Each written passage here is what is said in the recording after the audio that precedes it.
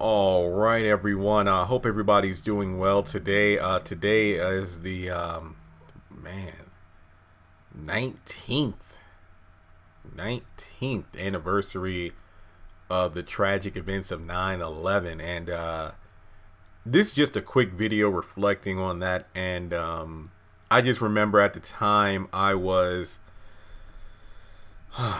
know I was in fifth grade, so I was either 9 or 10 years old. Since it was September 11th, I know it was after my birthday, so I was either 9 or 10 years old, and I was, like I said, sick that day, so I wasn't in school. I know that I didn't even hear about it until I got to the doctor's office that morning. My mom took me there, and we saw it on the TV. Now, this was in the days before like the flat screen, so it's like, that generic box television attached to the corner of the wall, so everybody was watching the same thing. And typically, if you went into a barber shop or doctor's office or car place, there would be the news on, especially if it was only like 8:30, 9 o'clock in the morning.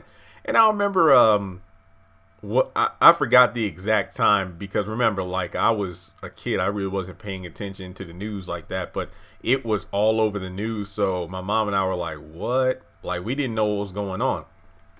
And I remember getting home and wanting to watch cartoons again. This was prior to the days of me having a television in my room. So I'm sick at home from school. It's like, I ain't got school, I want to watch cartoons. Like, I want to watch Nickelodeon, whatever. Like, boy, we ain't watching no Nickelodeon, because that entire day, like, her eyes were glued to the TV, like, about the events. I'll never forget what she said. I'm like, I want to watch Nickelodeon. And then my sister, when she got home from school later, because I want to say school let out early that day. I mean, I could be wrong, but once again, I wasn't in school, so I really don't remember. But I know my sister got home and she wanted to watch TV too. My mom like, man, we gonna watch this news, because what if a plane come down, this area we don't know about? I'm thinking to myself, like, I mean, if a plane is coming towards the house, I mean, ain't really much we can do about it. Like, I'm just saying. But, I'm a kid, so whatever.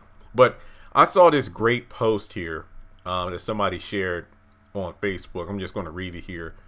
The head of a company survived 9/11 because his son started kindergarten. Another man was alive because it was his turn to bring the donuts. One woman was late because her alarm clock didn't go off on time. Another was late, stuck on the NJ Turnpike because of an accident, and his life was spared. One missed his bus. One spilled food on her clothes and had to take the time to change. One's car wouldn't start. One couldn't get a taxi. One went back to answer the house phone. A man who put on a new pair of shoes that morning developed a blister before he got to the tower, so he stopped at a drugstore to buy a Band-Aid. When you're stuck in traffic, oversleep, miss your ride, all the little things that annoy you, maybe you are exactly where you're meant to be at that very moment. May all who perished on 9/11, 2001 rest in eternal peace, and may the loved ones still grieving find strength. That's a powerful message, because I actually have an aunt who was supposed to be at the World Trade that day. I forgot whatever. I think she was assigned to work at another location that day, but she says if she wasn't, she was going to be there.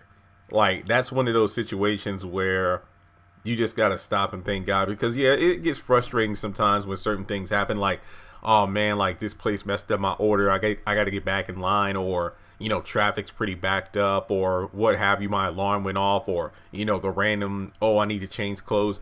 Those little things do protect you, whether you know it or not, even though they are frustrating as all heck sometimes. But yeah, it's hard to imagine that next year is like year 20. And I remember the one year I did work at the flag company where mom worked for the summer, out of college. And I remember they were making these huge memorial flags. What year was that? Was that like 2011 or whatever? Wait, hang on. 10.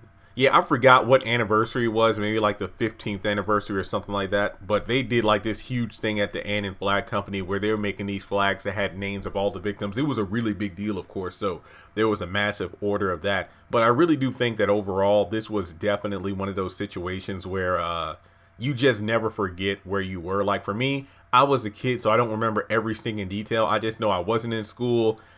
I really didn't fully understand what was happening, but I just knew like the world kind of stopped in that moment, because it was something that was completely unexpected. I can't even fathom what it's like to just be going about your work day, and next thing you know, something, crashes into the building. And I remember as the years went on, they would have like 9/11 memorials at school, like where we would just go to the auditorium and, watch news reports or whatever of that tragic day, and like seeing things you never noticed when you were a kid, like people jumping from the buildings and whatnot, because it was either jump or be buried by rubble or, burn. It's intense, man. It really was. But just looking back at 9/11 kind of reminds you of 2020 as a whole, where it's like, look, I'm just trying to, people ask like, yo, what do you got planned for this or that? I'm like, I'm trying to make it to the end of the year alive. No joke. Like, I know it's, the memes are funny. Like, hey, when you made it to September 2020 or you made it to August 2020, it's like,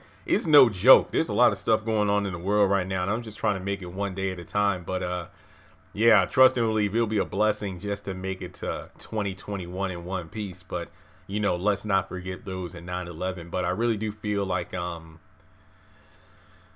shoot, it's just one of those things, man. It's just one of those things. But thanks so much for tuning into this video. The usual YouTube stuff, like, subscribe, all that whatnot. But in the comment section, and I'm not forcing you to, but if you want to tell a little of your story, like, where were you on 9/11? Like, were you impacted personally? Were there any loved ones you knew who were victims of this tragedy, this massacre?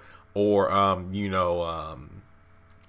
were you supposed to be there and something happened where you weren't, like, or were you supposed to be in that specific area of New York, but for whatever reason you weren't? But like I said before, guys, just thanks so much for tuning into the video, and I'll talk to you all later.